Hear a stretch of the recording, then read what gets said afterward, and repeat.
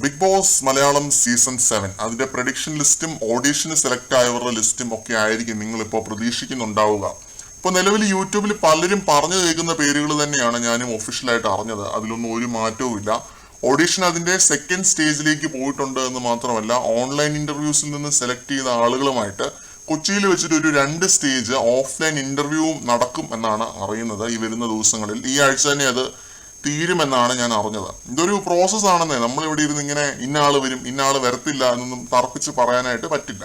അതുകൊണ്ട് തന്നെ ഉറപ്പുള്ള കാര്യങ്ങളെ പറ്റി നമുക്ക് സംസാരിക്കാം. വീഡിയോ ആദ്യമായിട്ടാണ് കാണുന്നത് എന്നുണ്ടെങ്കിൽ വീഡിയോ ലൈക്ക് ചെയ്ത് ചാനൽ ഒന്ന് സബ്സ്ക്രൈബ് ചെയ്യുക. വീഡിയോയിലേക്ക് പോവാം. മെയ് 21 തീയതി എന്താണ് എന്ന് നമുക്ക് എല്ലാവർക്കും അറിയാം. അന്നാണ് മലയാളികളുടെ പ്രിയപ്പെട്ട ലാലേട്ടന്റെ പിറന്നാൾ ദിവസം.